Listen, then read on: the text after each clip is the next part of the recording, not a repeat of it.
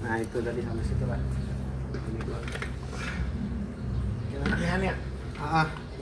Ya kira-kira apa nih penyebab paling umum lah buat yang stuck begini. Mungkin pertama lu coba cek makan nutrien lu yang gue bilang, coba mulai hitung protein harian lu. Terus lu latihan makan karbohidrat kan? Hah? Makan karbohidrat kan? Wah makan gua. Makan, itu udah benar. Lu pakai suplemen kreatin atau semacam nggak? Sama sekali nggak kreatin gua. Nggak ada, gua nggak pakai suplemen apapun ya. Mungkin kalau lu ada budget lebih, coba pakai kreatin. Kalau budget lebih. Kalau misalnya ada budget lebih lagi, Istirahat dulu dah. Lu capek nggak sih? enggak, tadi gue nanjak anjing lari gue. Ya, makanya ini Gue lari ke atas tadi. Kalau ada budget lebih lagi, beli vitamin. vitamin. Vitamin. Vitamin apaan deh? Banyak, lumayan lah. Jadi ini tuh yang gue bilang mikro. Ini mikronutriensnya, makronya kan dapat dari makanan kan. Sebetulnya makanan itu ada mikronya, Iya. cuma biasa underdose. Iya. Di atas dos, di bawah dosis maksimal, di bawah dosis Minimal harian. minimal harian ya. Kayak misalnya kalau udah budget lebih, misal lu udah anggapan udah punya kreatin, mungkin lu bisa beli vitamin D. Vitamin D, ini gue sendiri pakai nih. Iya. Gue biasanya pakai kreatin, vitamin D gue pakai 4000 U international unit. Terus gue minum fish oil omega 3, fish oil atau omega 3 itu gue pakai 1000 mg. Sama terakhir itu gue pakai magnesium. Itu buat apa? Magnesium. Magnesium itu yang gue percaya itu bisa gue minum sebelum tidur. Sebenarnya magnesium itu juga bisa bantu cegah kram. Jadi sebelum latihan, kalau lu tahu electrolyte, biasanya orang tuh sebelum latihan tuh atau orang-orang yang lari panjang, lari maraton itu biasanya mereka bawa energy gel, makan pisang atau makan buah. Nah pisang itu mengandung kalium sama gue lupa apa, kalau nggak salah ada magnesiumnya juga. Nah mereka tuh pakai itu buat cegah kram.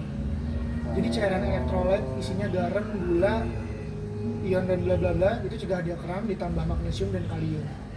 Nah magnesium gue pakai buat sebelum tidur karena magnesium itu yang gue percaya itu bisa ngebantu untuk apa ya, ngebantu otak gue lebih rileks, jadi lebih enak tidur. Tidur lu berarti kualitas ya? Lebih berkualitas, tapi tergantung juga. Kalau gue sebetulnya punya, gue nggak bisa bilang punya insomnia ya, cuma gue susah tidur tapi gue bisa tidur, tapi jadwalnya nggak jelas, bukan dibilang insomnia sih. Nah biasanya gue selalu minum magnesium, walaupun udah minum magnesium pun gue tetap susah tidur. Cuma magnesium itu juga banyak manfaat atau khasiatnya. Cuma yang gue tahu cuma itu doang, sebatas itu doang. Itu bisa juga. Gitu kalau lu udah budget lebih. Mungkin tadi coba lu kalau main berapa set?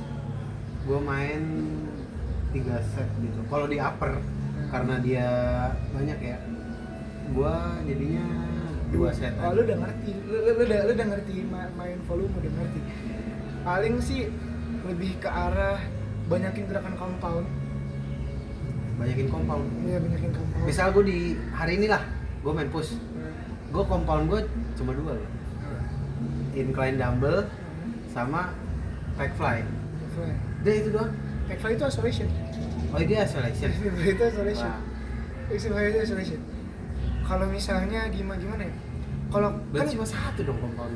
compound itu kan banyak. Oh, sorry. Shoulder press compound itu kan? Iya itu compound. Biasanya gerakan compound itu kan ngelibatin banyak otot. Itu bisa ngebantu otot lo yang lain tuh ngebantu kontraksi atau lebih kuat. Nah coba lo latihan pakai free weight. Free weight itu dalam latihan bukan mesin. Iya. Contohnya tadi dumbbell press bisa, incline juga bisa pakai dumbbell. Terus di gerakan pull, lu coba pull up. Terus kalau lu masih ada tenaga lebih, lu bisa switch. Atau mungkin lu bisa tambahin di latihan chest lu dips. Oh, gue gak pernah pull up lagi. Pull up atau dips. Karena itu ngaruh banget. Asli. Ngaruh banget asli. Mungkin gue bisa coba kali ganti program di upper gue ganti lat pull gue diganti pull up aja kali gitu ya. Bisa. Jadi tapi kalau udah lu jenuh, lu bisa balik lagi ke lat pull. Tapi bicep gue pedes cowok kalau main pull up, sumpah pedes banget. Nah itu tuh lu gimana ya? Emang pasti kalau lu pull up lu ngelibatin bicep lu, ngelibatin bagian shoulder dan lain-lainnya, forearm. Cuma lu harus dapetin apa ya istilahnya? angle yang bener-bener lu dapet nih gue backnya. Itu biasanya trial and error. Trial and error, semakin lu sering pull up, semakin lu dapat feel-nya, lu bisa ngerasain ototnya kontraksi atau main muscle connection lah. Lu bisa dapetin otot mana yang lu mau latih. Atau mungkin lu bisa mainin di otak lu. Lu mainin, lu anggap sesuatu jadi sesuatu. Misalnya gampangnya gini, kalau gue pull up, gue selalu nganggap bukan badan gue yang naik, tapi beban yang gue tarik ke dada gue. Jadi bukan lu yang naik ke atas, tapi bebannya lu kayak lat pull down aja gitu ya? Iya, gue selalu anggap itu. Terus gue selalu maksimalin siku gue. Jadi jari gue tuh nggak narik. Jadi banyak orang yang kalau pull up tuh semua jarinya tuh pakai. Padahal menurut gue kalau lu bisa, lu pakai gerakan kayak pistol. Jadi gerak cuma begini doang nih. Biar dua jari ini lu nggak kontraksi, nggak pakai. Nah, kalau lu udah pakai 3 ini, biasanya kalau udah ngatur ke siku juga, jadi lu nggak pakai forearm, itu biasanya lebih berasa di lats. Jadi lu anggap lu narik beban lu ke dada, terus siku lu kunci. Lu anggap siku lu yang narik ke atas, bukan forearm lu. Makanya kalau lihat kapalan gue di mana? Gak ada kan ditunjuk. Iya lagi. Jempol gue nggak kapalan kan? Iya. Ini juga kagak. Kagak kan? Enggak separah ini sih, ini haran ini. Karena gue selalu anggap itu. Bentar. Ini kalau nggak kerekam, itu kan udah kerekam. Oke, ini gue baru tahu asli. Iya, itu banyak lah tips-tips yang lainnya kalau lu latihan feel-nya gimana. Itu kalau mau latihan bareng dah bisa ntar gue. Tapi jujur, ini gue jujur aja nih udah setahun lebih ya, gue latihan. Salah satu latihan yang menurut gue paling susah untuk dapet nih mind muscle connection-nya adalah back, sumpah. Back di gerakan Halo. Belum, bentar ya. Kabar. Ya udah, ntar gue telepon lagi ya, udah ya. Oke. Nah, paling susah main muscle connection-nya tuh otot back. Gue nggak tahu kenapa. Susah banget, gila. Kayak gue bingung lah pokoknya. Makanya back gue bisa dibilang kayak kosongan aja gitu loh. Padahal ya mungkin kalau gue ngangkat yang kayak ini rowing gitu ya kan, atau enggak yang cable row lah kayak gitu, ya itu udah maksudnya udah lumayan oke gitu plate-nya dibandingkan temen seangkatan gue yang nge-gymnya tuh bareng gitu, maksudnya kita barengan lah durasinya, tapi dia jauh lebih tajam aja. Nah itu gue bingung tuh, gue bingung banget sumpah, kayak gue kosongan aja gitu loh. Gue juga punya, jadi setiap kita itu punya weakness point. Kayak weakness point gue juga di back. Weakness point gue di back. Jadi makanya biasanya gue selalu melatih weakness point gue di pertama sesi latihan. Kayak misalnya hari ini apa? Pertama yang gue lakuin latihan back dulu. Karena pas tenaga kita masih full. Kalau latihan chest dulu, berarti kan udah ke decrease sedikit tenaga lu kan. Kalau latihan back dulu, lu bisa maksa otak lu buat full. Lu fokus dulu nih sama yang pertama. Gue punya weakness point di sini. Lu bisa gila-gilaan tuh di awal. Kayak gitu. Jadi weakness point lu dilatih di awal. Kayak gitu. Kayak gue sekarang split gue itu upper lower, rest, arms, terus chest back. 5 berarti. 4. Upper lower, arms, chest back. Berarti lu rest, upper lower, rest, iya. chest Dan back, itu arms. yang di chest back itu ya, di hari chest back itu lu berapa alat? Nah, itu kenapa gue pisahin arm sama chest back padahal udah upper. Itu karena gue punya weakness point di back. Makanya gue barengnya sama chest. Sama gue punya weakness point juga di real delts, di bagian shoulder belakang. Itu makanya gue pisahin arms sama chest back. Karena kalau lu latihan chest back, lu latihan chest, lu ngedorong, bicep lu kena, arms, tricep lu kena. Terus lu incline, shoulder lu kena. Pas lu back, pokoknya kena semua kan. Otomatis pas gue latihan arm setelah itu nggak maksimal. Kayak gue pindahin ke besok biar gue udah recovery, baru gas arms lagi. Armsnya gue latihan shoulder dan lain-lainnya. Oke, sore ini bagus. Mungkin alasan arms gue kurang kelihatan, gue tuh nggak pernah selama setahun lebih ini ada hari dimana arms ini spesial. Gue pasti selalu jadiin arm ini terakhir di setiap latihan gue sepanjang setahun lebih inilah. Makanya gue ngerasa anjing karena gue kecil banget gitu loh. tricep atau bicep gitu, apa bahu gitu. Berarti penting ya ada arms day itu ya. Sebetulnya bukan arms day yang penting. Yang penting tuh lu ngeduluin weakness point lu. Karena kan weakness point kita beda-beda. Anggap weakness point lu nggak di arms. Misalnya di mana ya? Di abs. Coba latihan abs dulu. Karena tenaga lu masih full di situ. Karena gampang gini, kalau latihan chest lu misalnya lu udah overdevelop lah. Udah terlalu gampang main chest. Lu ngangkat asal aja udah berasa kan. Jadi lu nggak usah harus benar-benar ngerasain. Tapi pas lu back, lu benar-benar harus ngerasain. Jadi ada tenaga lebih buat lu latihan weakness point lu. Jadi kalau lu taruh di awal, lu masih fresh. Lu bisa latihan lebih maksimal di weakness point lu. Oke. Berarti yang langkah pertama yang bakal lu lakuin apa nih? Kalau misalkan lu jadi gua lah. Pertama tadi nutrisi, gua coba ngukur. Program gimana? Program ada nggak yang perlu di? Kalau program biasanya basically balik ke masing-masing. Weakness point-nya apa, tujuan goals-nya apa, terus bisanya juga hari apa, terus ada budget berapa buat beli yang lain-lainnya suplemen atau vitamin atau protein yang lain-lain. Udah sih, mungkin itu aja. Oh iya, sebelum itu tadi gue mau ngomong apa ya? Intinya jangan bandingin progres lo sama progres orang. Biar lu nggak selalu nanya kayak kenapa otot gue nggak tajam. Jangan pernah bandingin progres lu sama progres orang, walaupun lu mulai bareng. Intinya lu refleksi diri lu, kenapa gue kurang. Tapi bukan jadi kiblat kenapa gue nggak bisa kayak dia. Jadi kiblat itu adalah diri lu sendiri. Karena kalau lu bandingin sama orang, lu nggak bakal bisa puas. Gue pernah jadi kiblat diri gue sendiri, foto kan. Kelasnya tuh tiap bulan udah ada 10 foto apa 12 foto kan di tahun-tahun. Anjing sama bulan pertama, bulan terakhir gak ada bedanya, Cok. Maksud gua angkatannya beda nggak? Angkatannya beda. Iya. Sebetulnya faktor genetik juga ngaruh di situ. Ngaruh ya sama pertumbuhan otot ya? Ngaruh. Bisa dibilang gue bisa dibilang genetik gue give lah. Bukan soto yang sombong, tapi sebetulnya gue nggak pernah tahu nih genetik gue give apa enggak. Cuma yang gue lihat testosteron gue tinggi. Testo gue tuh mungkin bisa dibilang di atas rata-rata. Tahu dari mana? Tanpa. Di atas rata-rata. Iya, tanpa itu kan. Tanpa cek. Tahu dari mana? Banyak coach di gym gue bilang, contohnya bulu dada gue, nih bulu di badan gue tuh banyak banget. Iya, bulu di badan gue banyak banget. Terus progres gue di gym tuh lebih cepat daripada orang awam yang pertama kali nge-gym. Terus mungkin libido. Gampang sangean itu termasuk testosteron. Jadi gue nggak biasanya apa lagi? Nge-gym. Oh enggak, berarti enggak. Kata dokter tadi apa? Ngaceng, push up. Oh iya, ngaceng, lari. Bener. Makanya sebetulnya gue tuh nggak jadiin gym cuma satu olahraga. Jadi gue olahraga banyak. Gue sekarang mau mulai bersepeda.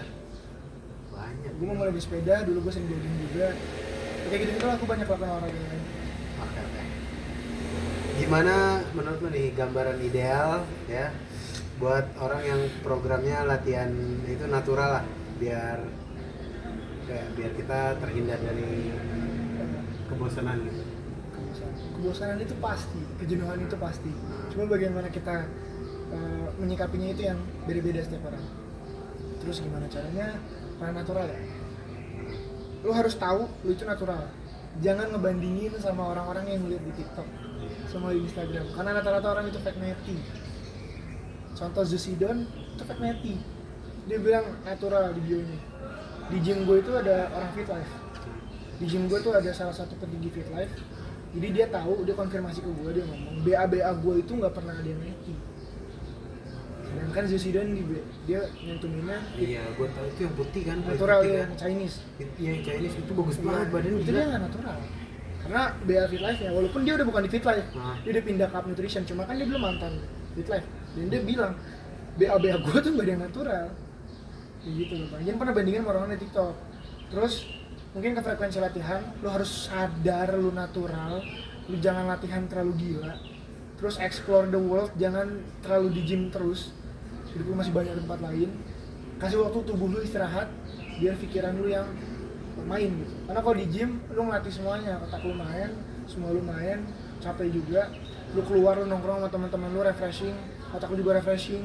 Yang gue bilang fatigue ada CNS juga. Pokoknya lakuin apapun di luar di gym, bisa get alive lah. Jadi lu bisa istirahat, karena recovery itu penting. Terus makanan diatur, pola makan, latihan juga frekuensi yang terlalu tinggi. kecuali lu ada penganut old school yang kayak Ronnie Coleman yang lu latihan bisa 3 jam, Aram bisa 2 jam, itu nggak apa-apa kalau lu progres, gitu aja. Nggak apa-apa kalau lu progres. Sama ada waktu sih. Iya, tapi sejauh ini gue jarang orang lihat natural lu nge-gym 4 jam dengan frekuensi 4 jam tadi terus-terusan ya. Gue 2 jam ngerokok, 2 jam berlatihan enggak. 4 jam lu di gym terus dengan latihan. Gue jarang sih lihat orang ada yang progres natural. Bahkan belum pernah gue lihat. Jadi jadi balik lagi ke diri lu, cocokin waktu lu, cocokin semuanya di gitu aja. Nih, terkait apa namanya angkatan kompal nih, lu kan udah 2 tahun konsisten gitu ya. Lu pasti juga punya banyak teman-teman lu yang konsisten 2 tahun gitu nge-gym kan. Nah menurut lu gerakan compound kayak misalkan bench, squat, dan deadlift itu rentangnya masing-masing tuh berapa di one rep max-nya mereka? Rata-rata ini kan gue pakainya range ya, range tuh sekian sampai sekian gitu, 2 tahun dengan catatan ini buat gue sendiri ketika gue udah kayak 2 tahun jadi powerlifter anjing bahas SBD. Jadi nih SBD nih sebetulnya nih. SBD apa? Squat, bench, deadlift. Ah, Nah biasanya SBD ini dibahas buat orang-orang yang powerlifter karena SBD kan biasa latihannya itu bench, berat-beratan, deadlift, berat-beratan, itu berat-beratan kan. Dia jarang latihan gak isolation. Gimana ya, gue bukan ranah. ya udah lu ini deh, lu kan yang fokusnya lu bukan bodybuilder tapi kan lu pengen Tahu dikit lah ya. pengen build your body kan. Iya. Nah ya udah dengan rentang 8 sampai 12 squat, bench, dan juga deadlift ini di rentang 8-12 itu pas sudah 2 tahun nge-gym masing-masingnya range-nya berapa tuh? Tergantung berat badan sama genetik, cok. Itu Tergantung berat badan lu. Terus yang gue bilang, cycle makanan, tidur, sama duit lu, sama genetik. Sebetulnya yang ngaruh buat sih duit sama genetik, cok. Kalau lu punya duit, progres lu lebih cepat, percaya sama gue. Kalau lu punya genetik tapi nggak punya duit, progres lu juga cepet. Cuma kalah sama yang punya duit sama genetik. Jadi intinya setidaknya kalau lu mau ikut bodybuilding ya, antara lu punya duit atau punya genetik, kalau punya dua-duanya udah enak. Gitu sih. Kalau angkatannya itu kok gue nggak tahu ya takaran 8 atau 12 berapa. Cuma menurut gue kalau lu bisa SBD atau squat, bench, deadlift, bench mungkin bisa dibilang 1,5 badan lu. Kayak misalnya berat badan gue 100, gue angkat 150, itu udah oke. bench? Iya bench, misalnya 1,5 badan lu, misalnya berat badan lu 10 kilo. 10 anggap berat badan 10 kilo 15 berarti 15 gitu aja. Oh iya. Terus kalau deadlift kalau bisa 2 kali itu udah berat. Terus squat kalau bisa 1,5 juga. Terus kalau udah bisa 1,5 yang terakhir deadlift 2 kali, lu bisa dibilang udah elit sih, bisa dibilang udah di atas rata-rata lah. Iya. Di atas rata-rata berat badan lu. Lu sendiri udah belum di 3 gerakan itu yang nyentuh 2x? Bukan 2x, 15, 2x itu. Jujur gue gak pernah SBD. Jadi gue udah gak pernah bench. Gila lu, Gue serius? udah gak pernah squat, deadlift masih gue lakuin. Bench itu gue terakhir di 120 kilo. Itu gede coy, ngapain lu stop? Sayang banget, gila progres Dapat gitu. 4 reps. 120 itu 4 reps. Gue bisa mungkin dari 130 1 reps. One RM ya, 1 rep max-nya Iya. 130 mungkin. Cuma gue stop. Karena gerakan-gerakan bukan gerakan sih. Gampangnya bench itu kalau lu intinya ke chest itu lu nggak maksimal. Kalau lu mau keren-kerenan, ngelatih compound dan ngelatih semua bagian atas lu, bench bagus. Cuma buat yang mau detailing, mau yang bikin chest lu tajam, itu bench jelek. Wah gila. Ini kontra banget nih sama pandangan umum, mungkin gue baru tahu. Gitu. Baru tahu gue nih. Makanya atlet bodybuilder yang sekarang ya, lu jangan lihat Ronnie Coleman, iya zaman dulu mah belum ada mesin. Iya. Banyak orang bodybuilder tuh lebih banyak latihan pakai mesin daripada pakai free weight. Karena dia bisa targeting otot lebih gampang. Sorry, berarti gue main incline dumbbell ini apa gue harus hapus aja atau Penting, lu natural pertama, angkatan lu juga belum berat-berat banget. Terus lu juga, maksudnya kalau natural sebetulnya lu nggak bisa tajam-tajam banget sih. Kalau lu pengen fokus ke misalnya kagak, seenggaknya ada shape dah. Gue gak pengen tajam, ya? cuma ada shape. Begitu lu buka nih, ini kelihatan bulat gitu loh. Oke. Nggak harus yang tajam banget kan. Coba tetap lakuin sih. Maksudnya kalau yang gue bilang SBD tadi, itu bench doang yang gue jadiin pengecualian. Kalau squat sama deadlift tuh masih bagus. Kalau bench tuh bisa dibilang kalau lu bukan orang yang emang niat jadi powerlifter, lu buat gaya-gayaan doang, keren-kerenan doang. Menurut gue bisa bilang orang salah ya udah. Cuma menurut gue bench itu buat keren-kerenan. Kalau lu pengen dada lu lebih oke, pakai mesin. Mending chest press berarti. Atau dumbbell ya, atau dumbbell. Mesin chest press. Iya. Atau nggak pakai dumbbell. Kalau mau free weight pakai dumbbell nggak apa-apa. Tapi kalau lu free weight, benchnya pakai barbell yang flat itu yang panjang, itu menurut gue kurang efektif. Kalau lu mau free weight sekalian pakai dumbbell. Soalnya kontraksinya, gerakan kontraksinya nih, lu bench nih, lu incline, lu arch, ketekan kan? Tapi tangan lu nggak bisa main nih, udah kekunci. Tapi kalau dumbbell, lu bisa ketengahin, jadi lebih dapat dalamnya. Ngerti nggak? Dumbbell lu bisa atur. Kalau barbell ya udah lu panjang mau apa, mau lu patahin bareng biar chest lu berasa. Itu nggak mungkin kan? Ya udah asal dorong aja jadinya. Chest lu tetap main. Cuma kontraksi ke chestnya kurang, lebih banyak ke triceps malah. Iya, tapi ini gue bisa ngasih maksudnya validasi pernyataan lu barusan ya. Soalnya gue kalau main di upper, gue di upper tuh ada bench press. Ada bench press sama ada mesin chest press tapi yang bangkunya tuh gua set paling bawah, jadi biar dia kenanya atas. Jadi begitu gua main itu, jujur domsnya tuh nggak sepedih kalau gua main barusan ini. Incline dumbbell sama pack. Udah itu kalau itu bisa domsnya bisa 3 hari, bisa 2 hari. Nah kalau yang main upper itu ya besok udah hilang aja gitu. Padahal bench gua kan ya maksudnya kayak kalau di sama teman gitu ya. Gue lumayan oke gitu, ngangkatnya lumayan oke, cuma ya gitu yang lu bilang tadi. Padahal gue ngangkat sampai bawah, maksudnya sampai pentil gitu. Karena fokusnya kebagi.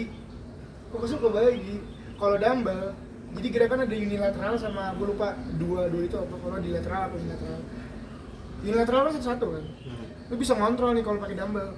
Kalau misalnya kiri lu nggak sekuat kanan, otomatis kan kiri lu nggak naik kan. Tapi kalau lu pakai barbell yang flat atau bench press, lu nggak tahu kiri sama kanan lu kuatan mana. Akhirnya pas lu dorong lebih banyak kanan. Akhirnya masalah imbalance, kiri lu jarang kelatih. Karena lu kalau pas bench lebih banyak pakai kanan. Kalau pakai dumbbell lu kan tahu nih, kiri lu udah gak kuat nih. Oh berarti besok volume kiri gua harus lebih banyak. Udah biar kuat kiri kanan. Oke. Tadi ya. Oh tadi udah gitu dong ya? Udah gitu dong ya?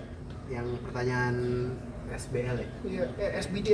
Iya SBD. Udah. SBD udah.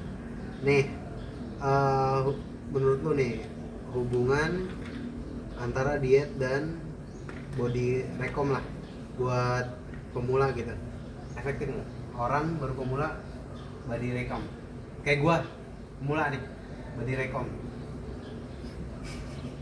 Jujur gua nggak pernah cutting upper bulking gua body recom sampai sekarang. Gua nggak pernah cutting upper bulking. Ini pendapat gua sendiri ya, menurut gua lebih bagus body recom pas lu pertama mulai daripada lu langsung bulking atau langsung cutting. Karena lu nggak tahu badan lu isinya apa, kecuali lu udah pernah pakai timbangan buat ngukur lemak dan lain-lain, so lu udah tahu tuh lu mau ngapain tuh. Cuma buat kita yang awal-awal, menurut gua body recom tuh paling bagus. Body recom mungkin selama 3 tahun lu udah punya muscle yang bagus, baru lu cut. Jangan cutting kalau lu pertama kali mulai, atau lu jangan cutting lu udah ngerasa nih lu nge-gym lama tapi badan lu belum oke, tetap masih gendut, jangan cutting. Kayak gue gini jangan cutting dulu ya. Jangan, yang ada gelambir. Gue buncit soalnya tuh. Yang ada gelambir. Jadi fokus banyakin otot lu baru cutting. Sebaliknya kalau dari kurus, body recom dulu, baru bulking. Karena kalau langsung bulking, badan lu hancur. Masih gendut. Karena tubuh lu belum siap. Jadi kan makanan itu kayak karbohidrat dan gula itu diserap ke otot.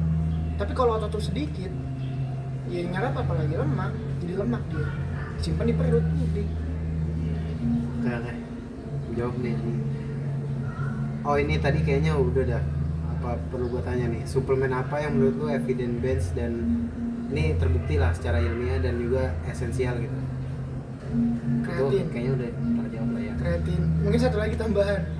Kreatin terus vitamin terserah lu. Tapi gue biasanya vitamin gue cuma 3 compoundnya.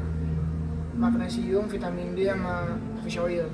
Terus suplemen di luar itu kreatin. Sama kalau ada duit lebih beli workout. PWO. Sisanya nggak penting. Mungkin whey penting kalau makan lu nggak cukup. Tapi kalau semua cukup whey nggak penting. fish oil, minyak ikan itu mikro. Itu bagian dari suplemen. Bagian suplemen. Kecuali lu makan salmon tiap hari. Atau mungkin makan ikan kembung sehari sekilo. Lu nggak perlu.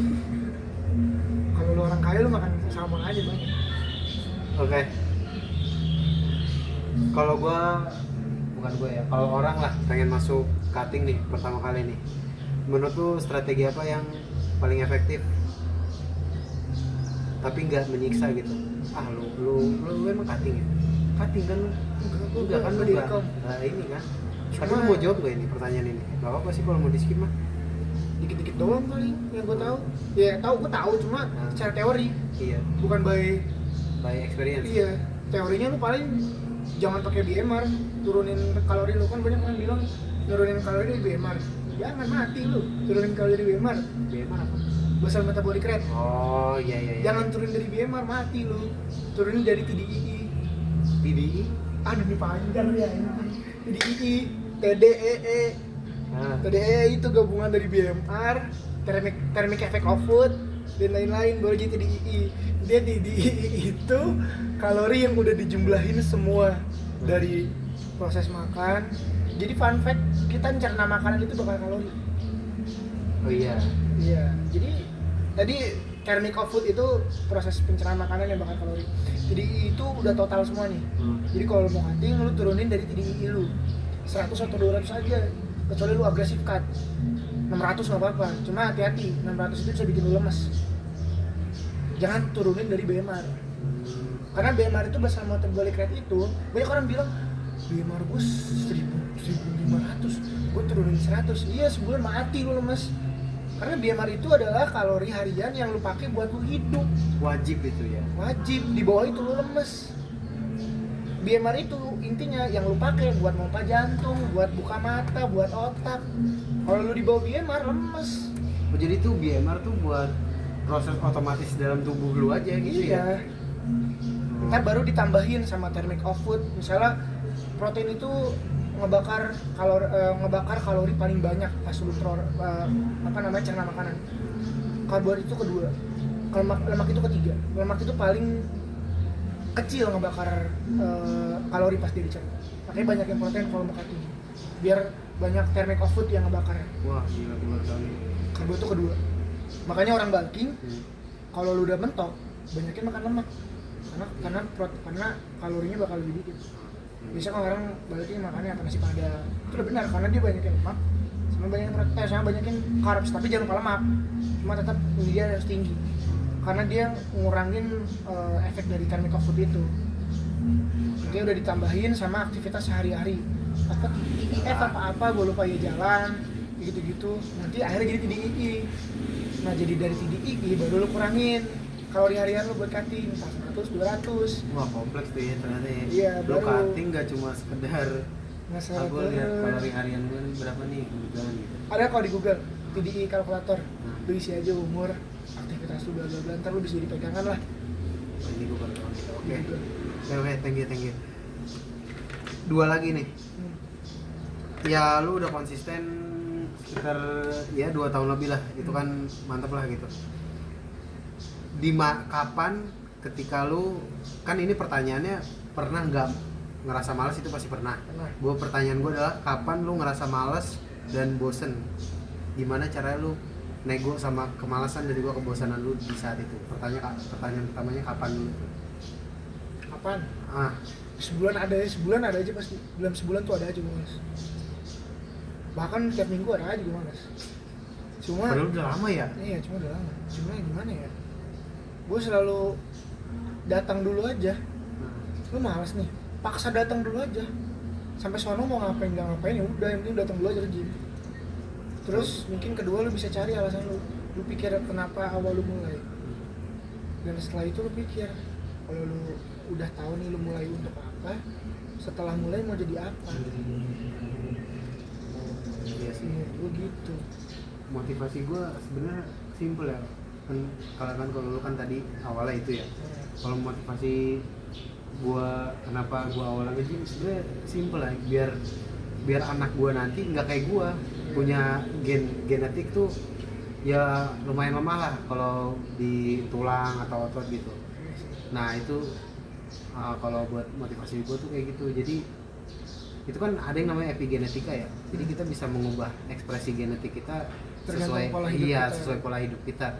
Ya udah, kalau gue cari istri yang kuat, gue cari istri strong woman aja. istri gue masalah cewek gue ini badannya kecil banget coy, asli. Hasut lagi Jim.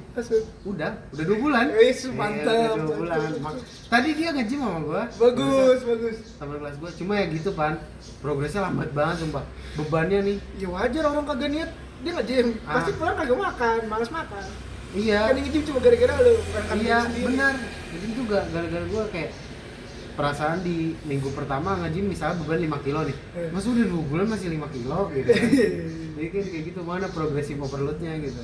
Tapi ya udahlah itu. Sama paling terakhir, kalau lu udah jadi kayak gue ya, karena gue bisa dibilang gym itu jadi coping stress gue. Selama gue hidup pasti gue stres. Nah coping stress gue di gym, jadi selama hidup gue nge-gym. Udah begitu aja. Oh iya benar. Karena gue gak ada tempat lain. Kecuali lu ada hidup di mana lu nggak pernah stres. Iya, kalau Nah, misalnya mungkin kalau gue mungkin dengan ada. hobi mancing, misalnya gue setelah mancing, anjing seruan mancing daripada nge-gym, coping stress gue jadi mancing. Alasan gue ke gym mungkin yang balik ke satu sama kedua, kenapa gue mulai dan datang aja dulu. Oke. Pas apa ya? Halo.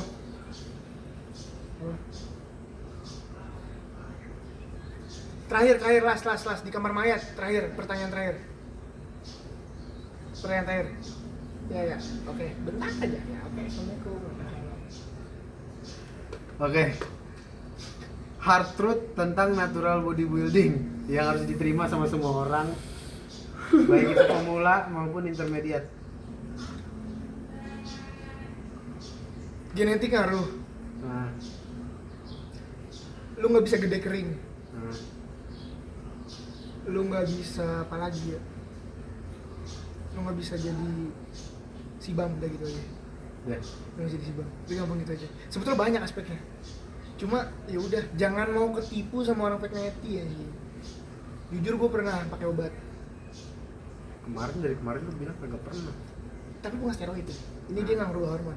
Ini gue masih neti, gue masih lifetime neti. Oh, obat yang itu bukan sih, asma itu bukan sih? Iya, cuma cuma pakai itu doang, clenbuterol. Itu gue aja kagak ada efek apa-apa anjing buat asma. Padahal lu kemarin ngeyakinin gue banget itu bisa bakal Jujur itu iya. Jujur itu ngefek di gue, berat badan gue turun. Nah. 500 gram doang. Itu mah air kali yang kurang. Makanya. Jadi itu makanan gue masih kotor. Jadi sebetulnya kalau lu emang pengen seperti Zeus Idon dan kawan-kawan dan lu pengen cutting atau pengen bulking dengan cepet, dengan bagus, dengan gila-gilaan freak, steroid udah lu nggak usah pakai. Peptides juga, peptides bangsat anjing, peptides bullshit. Sorry ngomong. Peptides tuh nggak jelas anjing. Peptides itu ngedukung lu kalau lu pakai steroid, kalau lu pakai peptides doang nggak maksimal. Kalau lu pakai steroid langsung maksimal. Kalau lu pakai peptides sama steroid ya maksimal langsung. Kalau lu pakai SARMs bisa maksimal, gampang gitu aja kan ada SARMs, peptides, steroid dan lain-lain. Kalau lu pakai clenbuterol doang kayak gua, ya jangan berharap maksimal. Gua aja makan jorok aja masih hancur. Tahu progres gua. Jadi pas udah pakai clen misalnya kayak gua, makan lu juga harus udah kayak atlet, makan lu kayak atlet baru lu pakai clen, baru mungkin bisa turun sekilo atau mungkin fatnya turun 0,5% atau 0,3%. Itu doang. Jadi jangan pernah berasumsi lu bisa jadi sibam dengan modal clenbuterol atau dengan modal Panadol juga. Kalau mau coba Panadol ngantuk lu. Oke. Udah ya? Lu udah dicariin juga sama teman lu gitu buat nganterin. Jadi thank you banget teman-teman buat yang udah nonton aja. Sorry ya kalau ada yang ngomong kasar. Iya. Nanti gue bakal upload di YouTube, tetap sini. Bakal gue upload di YouTube. Ya buat semua yang udah nonton, makasih banyak. Terima kasih.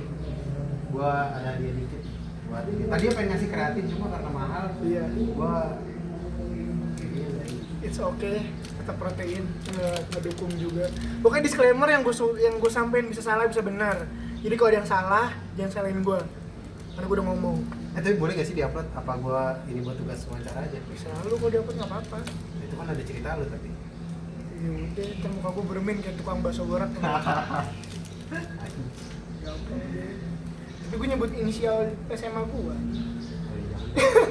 Udah buat ini aja, buat transkrip aja wawancara. Paling kalau emang gua niat Thank gua you. bakal cut bagian-bagian yang sensitif. Oke, thank you banget ya Pan, sumpah gila. Gua tahu satu manfaat nge-gym yang sebenarnya dari tadi agak miss buat lu omongin adalah kemampuan kognitif lu. Kalau orang biasa yang gua wawancara nih, mahasiswa lain, itu pasti udah capek. Cerita panjang sepanjang lebar itu dengan lu jelasin istilah teknis panjang lebar dan lu masih ingat, masih berenergi, itu karena gym aja efeknya. Karena dia ada yang namanya dia tuh, lu tahu BDNF gak? Apa tuh? Kok panjangannya itu? Brain Derived Neurotrophic Oh, gue tahu. Factor. Gue pernah lihat artikelnya di Instagram diupload. Nah itu buat dia nge-gym tuh bisa menstimulasi pertumbuhan dari yang ada di dalam otak ini, sehingga ya kemampuan kognitif lu mantap sih tadi buat ngejelasin. Thank you. Itu orang bakal capek sih. Gua aja jujur nih, kalau gua ngejelasin nih di wawancara kayak gitu udah capek anjir. Thank you banget ya Pan, sumpah. Sorry banget nih. Sebetulnya banyak banget yang mesti gue omongin, cuma nanti out of topic. Dan temen gue nggak ngomong. Oke. Gila sejam anjing, emang ada orang